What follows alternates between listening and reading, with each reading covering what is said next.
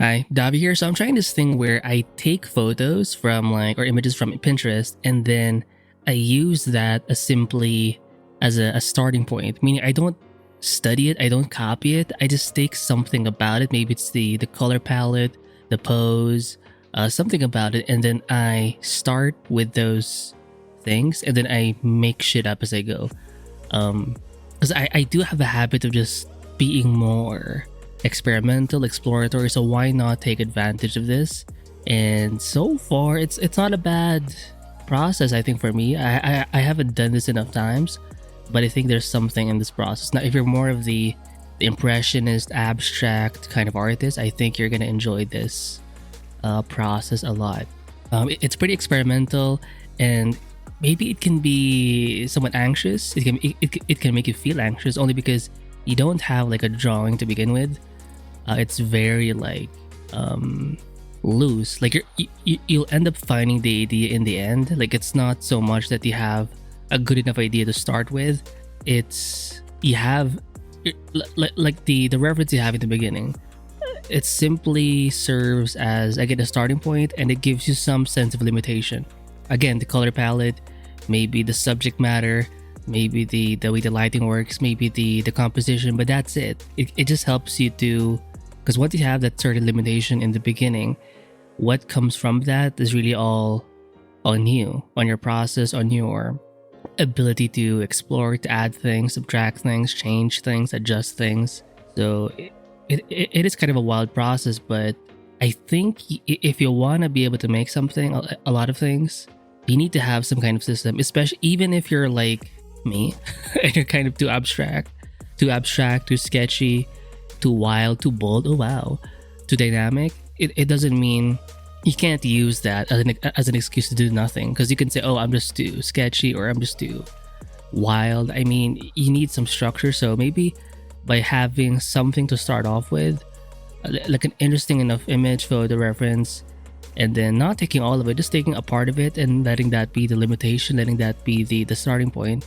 Let that be the beginning of some kind of routine, of a program, of some kind of structure. And then once you have that, then you can bring in more of your wild side, right? You're more painterly, like big brush strokes, blend some parts in, some parts out, change your colors here and there, use some adjustment layers, then you can be more experimental.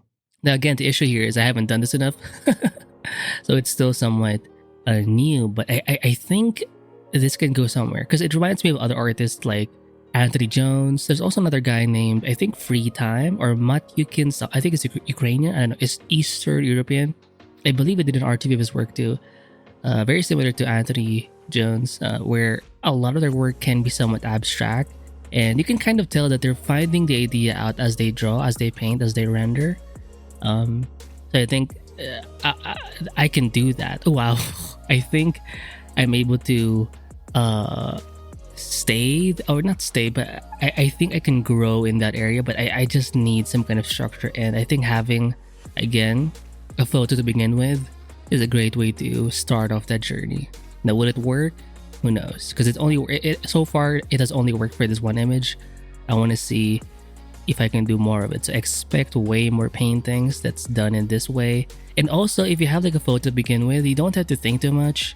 Because sometimes I do this thing where I have an open canvas and then I just put in a bunch of brush strokes, random brush strokes, and then I see what I can do, what I can find, what I can see from that chaos, and then build on that chaos.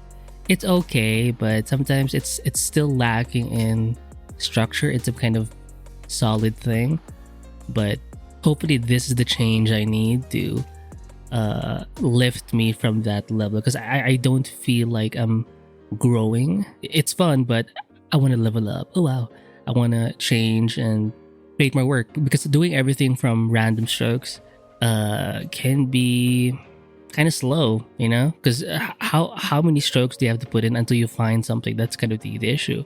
But when you have a photo to begin with, you already have something decided for. Not everything has to be decided by you. You can allow, sorry, my throat kind of malfunctioned there, but you can allow limitations to guide you. It's having limitations, having constraints is not a bad thing. But having too much freedom is or it's usually the issue because you have no starting point, you have no um, guided, like nothing is funneling you towards something. But with something like a good photo, probably from Pinterest, or maybe it's a meme, I don't know, just having a photo to begin with, to guide you, to limit you, to start with, I think it's a great way to just get things going. So also when you're painting, you don't have to be so specific. Again, this is my abstract side speaking out.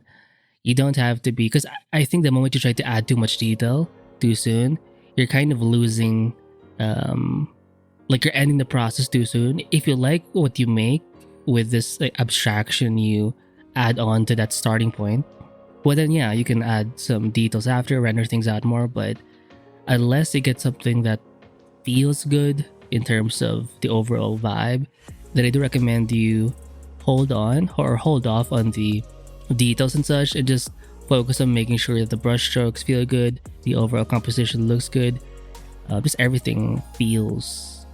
You want to make sure it feels not correct but solid in your own way, in your own abstracted way.